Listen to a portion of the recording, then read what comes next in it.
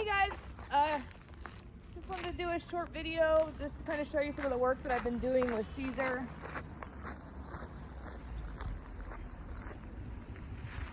My main area of focus right now with him is I'm trying to build his pack drive up higher. I think Leah probably gave you a packet of information on dogs. If you haven't read it yet, I would encourage you to. It will help your understanding of dogs and what it is I'm going to be training you to do much more significantly if you have that information under your belt. So I definitely read that packet. If you've read it already, you might reread it, because tied with the training, it'll help reinforce all the information. So, but basically, this guy, he's got a couple different things going on that are making him more challenging. And one of those things is that he's in a prey drive state of mind a lot. He has a high prey drive, pretty common in shepherds. And what I'm trying to build in him is the high pack drive side of him. He has a high pack drive too. So I'm just trying to bring out more of the pet-like tendencies in his character. And I'm trying to redirect the predatory tendencies that he has. So right now, I don't know if you can see him in the camera, one of my employees just arrived and he's fixating on him in a prey drive state of mind. Come. Cesar. Hi. Good. Now when Cesar came back to me, he looked at me and his ears fell back. And that's pack drive, soft ears. They're laying a little. German Shepherd's ears are, they don't fold. They still stand upright, but they're not peaked forward. So the inside of a German Shepherd's ears, if they're staring straight forward at stimulus, they're in prey drive. If they're kind of back or to the side like this, then that means that they are in a pack drive state. And that's what I'm looking for with this guy. When he first came in, his ears were forward all the time and he was sniffing everything. So that tells me that he spends a lot of his day in a predatory state of mind. And this is where a lot of people start having dogs that don't listen. When a dog is in prey drive, they're literally hunting. They're not paying attention to their handler. They don't care what their handler has to say. Their mind is wherever their focus is, right? So I really train the brain is what my main area of expertise is let's train the brain. If we, instead of trying to convince the body to do stuff and get into autopilot, let's train a state of mind into the dog. Let's train their brain. So if I look at a dog and I start working with them and I give them 15 feet of line and they take it every single time, they're not concerned about where a handler is. They're off doing their own thing constantly. This guy, he's got a naturally high pack drive, so I wouldn't say that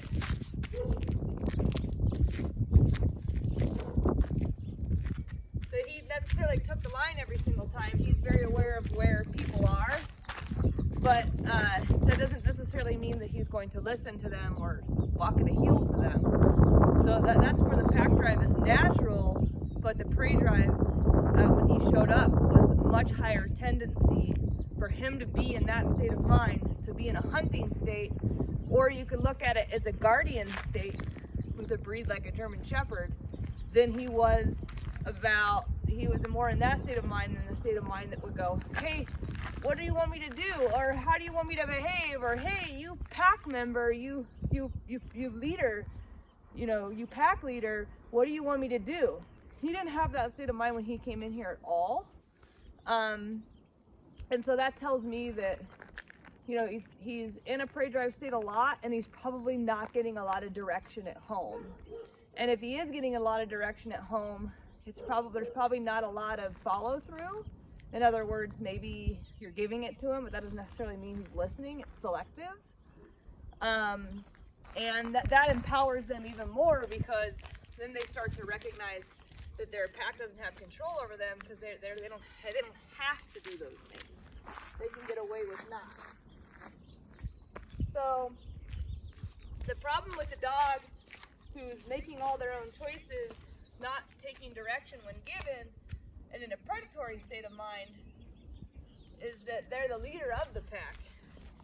And that means that all the weight and responsibility of trying to figure out this human world we're living in lies on his shoulders. He's in charge, right? And I know you have different dynamics in your home.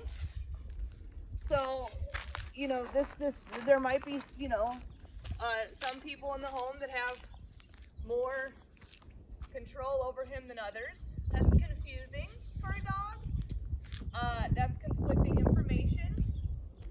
But regardless of maybe having more ability to listen to some than others, there's definitely, to me, from what I've seen from him, a very obvious, it's obvious to me that it's still, even though maybe Patty has a little more control over Cesar, and she wants to be a little bit more of the alpha, this guy's selective in his listening. So when they tell us how they feel about their handlers. If they don't want to listen to you, then they don't have full respect for you. On top of not being fully trained, obviously, but there's training and then there's respect, and when those two things come together, you kind of get this ultimate package. So this guy, come. Hey, buddy. Good. Because he has a super high pack drive, if I start to focus a lot more on bringing that out of him and making that his primary state of mind, I'm going to have a dog who is more willing to train, more willing to listen, more willing to take direction, and less desire to be selective. Come. Hey, buddy. So all the movements I'm doing right now, you can see how his ears are peeling back more and more. All the movement I'm doing right now while I'm talking to you is just all about keeping that brain with the handler. I'm just going to do a bunch of turns, and that's just going to get him to go, I don't know which direction you're going. I don't know. But all I know is that my brain's got to focus on you, because if it doesn't, you take off, and I don't know where you're headed. So this is one of the ways I can build a dog's pack drive up. Come. That's pre-drive. He's staring at that four-wheeler. Come. Good boy. Come. Come.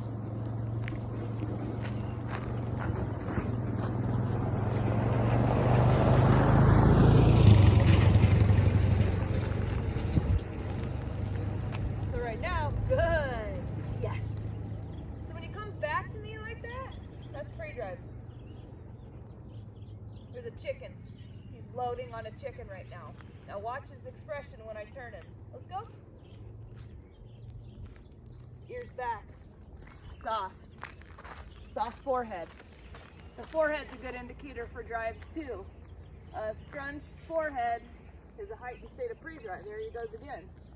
Cesar, come. Yes. So when he turns back at me, pre-drive. Cesar, come. Good. Yes. So when he turns back at me, what hopefully you can see in the video is the ears go back, the forehead softens, I get eye contact. So this is the stuff I'm going to be teaching you. You know, unfortunately, board and trains don't go home ready to go on big adventures. They go home ready for you to pick up where I left off, so that we can continue to build in this mentality in him, so it becomes a long-term mentality. And because you guys don't have this relationship with him, his relationship with you is based off selective listening and following through with his own impulses, you're going to have to do some of this work when he first comes home to basically prove to him that you're going to require him to be in the same state of mind that I'm requiring him to be in. Hey. Hi,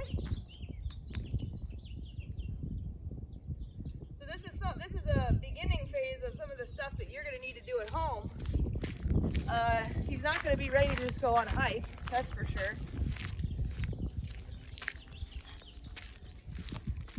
Come. And as you can see, as I start to give him commands, good boy, and I start communicating with him even when things like chickens and people and tractors and stuff go by, four-wheelers and stuff go by, when I start to give him information, he's listening now. He's better at listening. And this is because I'm building his pack drive. So, again, if you go back and read that information, prey drive is a predatory state of mind. Everything in their senses heighten. Their sense of smell, their sense of hearing, their sight, everything intensifies and increases, and then they start to become fixated on it. There becomes an alertness about it. This is innate. This is an instinctual process for them. So there's nothing wrong with this state of mind.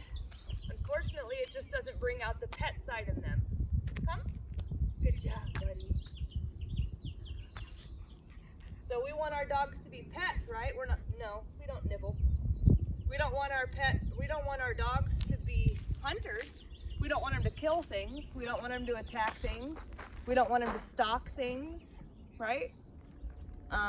And if that is something you want to do, you want your dog to do, I'm probably not the best trainer for you, because I don't agree with that if you want a dog to be a pet. That's protection animal stuff. That type of a dog needs to be in a crate unless it's guarded.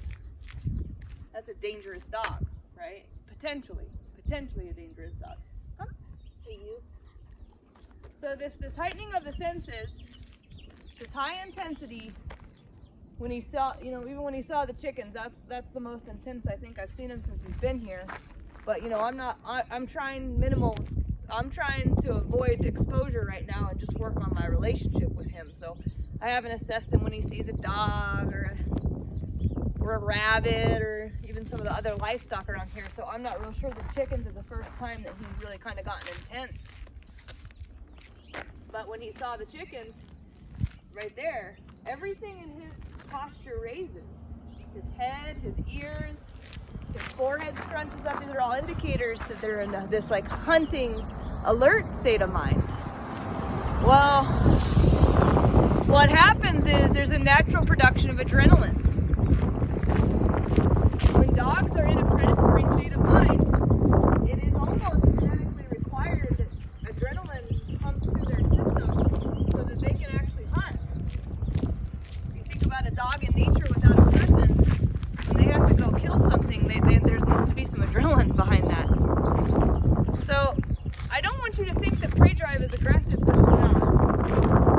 Dogs are always going to have a prey drive. They're always going to want to smell and look and see and hear and all that, And I don't want to take that away from them, but to limit the drive so that we're fulfilling it with other activities, and otherwise we're asking for more of this. Hi, handsome, this engagement with the handler and these softer features. The more we ask for the dog to be in that state of mind, the less adrenaline is going to be produced, the less they're going to be aroused, the less they're going to be alert, and what that turns into is not as much barking, not as much running at things, not as much chasing, not as much stress.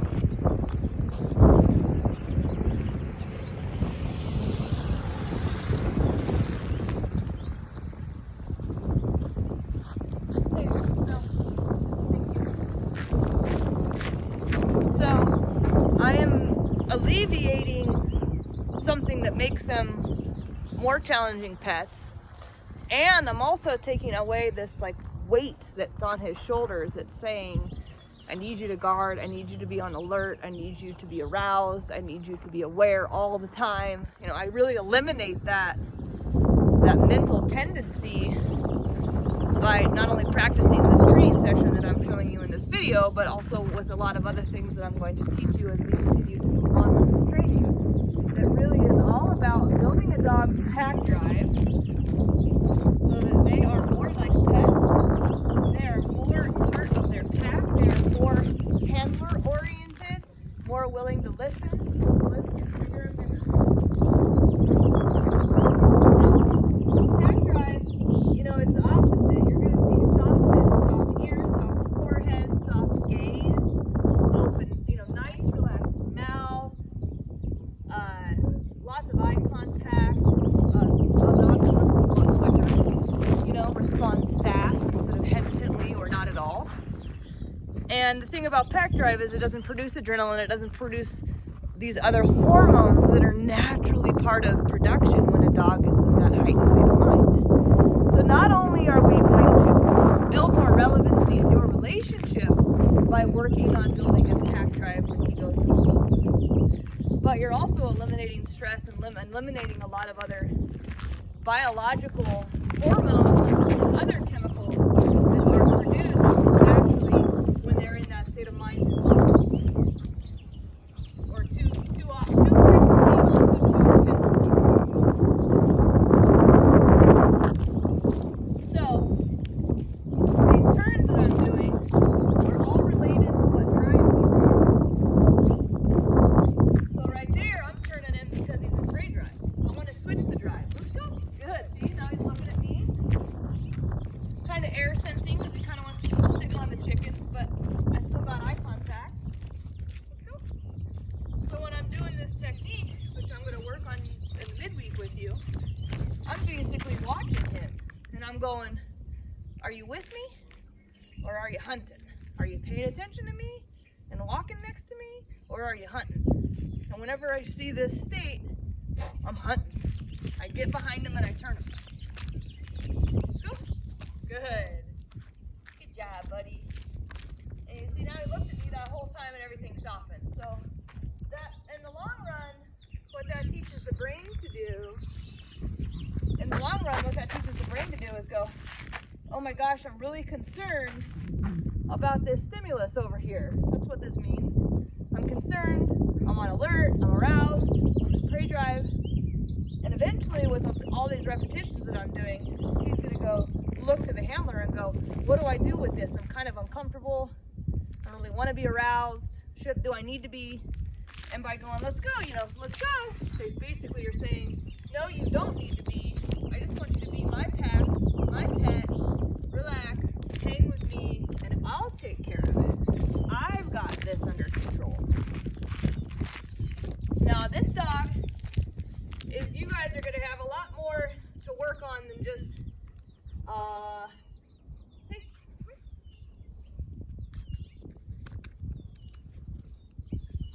you're going to have a lot more to work on than just, switching drives, which that's hard enough to teach people, but there's actually a whole other realm of training that's required in order for a dog to basically build a strong relationship with you. So, you can switch his drive all you want. This dog is a very strong dog. You guys have yourself, we get a lot of German Shepherds in here, and excuse my language, but a lot of them are big old pussies. A lot of German Shepherds are poorly bred, and they're nervous, and they're anxious, and they don't know how to live in their own skin. They're constantly on edge, worried, concerned, neurotic. This is something we see a lot with German Shepherds. Usually highly trainable because they have a very high pack drive, but you get all these poor breeders, and then you start to see these dogs that are overly nervous and anxious. Now, German Shepherds are bred, even by good breeders, to have these tendencies of nervous anxiety. And the reason is because they're guard dogs. And you say, what do you mean a guard dog? That's a strong dog. That's supposed to be a strong dog. No, actually, it is a strong dog because his tendency to guard is high, but they have to have an edginess to them in order to guard. In other words, they need to be apprehensive. They need to be nervous. They need to be a little edgy. They need to be a little anxious, because that is what is built into a dog who's going to have a tendency to go, I'm suspicious, I need to guard, right? So I'm sure that makes sense, right? Like, guarding is probably not going to be chill and unconcerned. So there needs to be a little edginess. And this is where poor breeding has gone down the rabbit hole of the wrong way, is because they're bringing out these tendencies in them, but because it's such a poor temperament and such a poor bloodline, that nervous anxiety is to a point where, you know, they're not going to stoically hold themselves like he does and just be still and calm. A lot of them whine, pitter patter, I can't sit still, oh my God.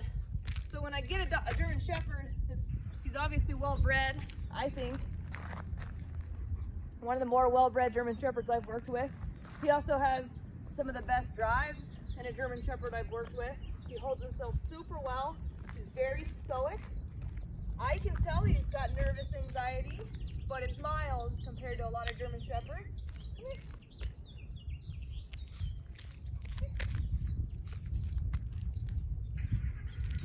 And so that stoicism, unfortunately, does make it harder for the owners to convince him that they have any sort of control over him, that they have any ability to keep him safe, because that stoicism is going to make him feel like he is in charge of his pack.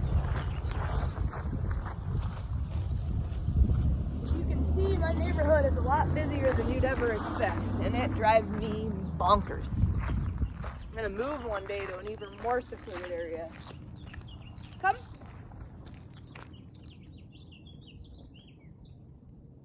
Good job. So just the way he's very, you know, he doesn't run, and I don't know, he's just not super spastic. He's not hyperactive, and he's very stoic, this guy is. Well, when I've worked with these stoic power breeds in the past that actually do have a higher level, you know, he's confident. I don't see him get spooked very easily. You know, he's not wigged out all the time. So when you get these power breeds, that just have a natural level of stoicism,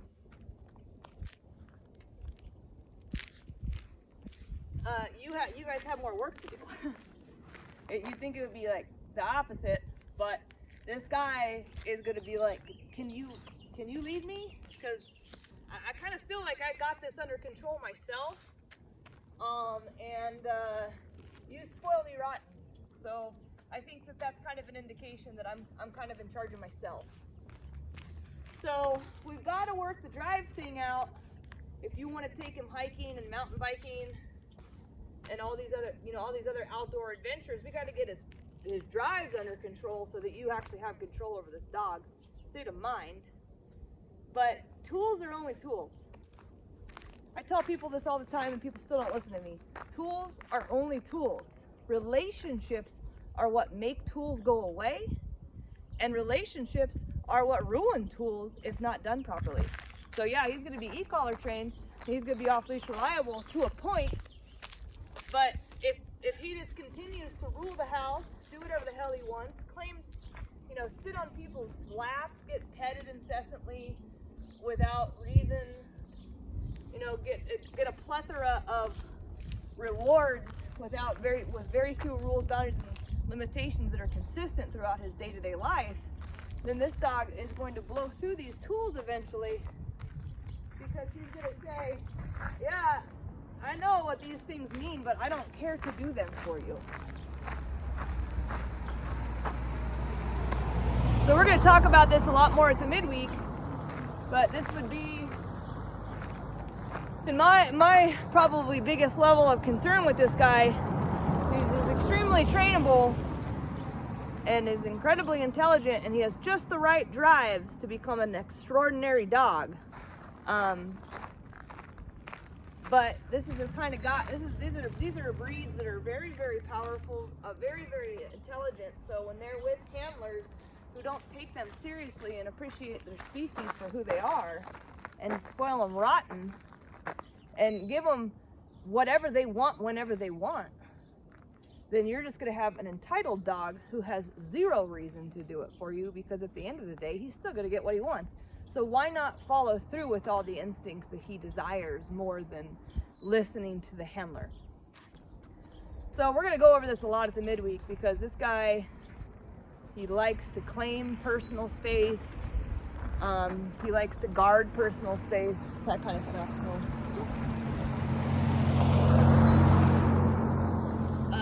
These are kind of part of the tendencies of stoicism, and also he's very powerful, that need to be addressed and need to be understood and followed through with in order for this dog's training to perhaps last you a lifetime.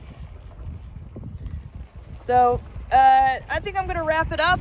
I'm getting pretty done with the amount of traffic that continues to go up and down this hill right now. So I'm gonna go wind down for a second, but hopefully that was helpful, and I will be making more videos like this for you.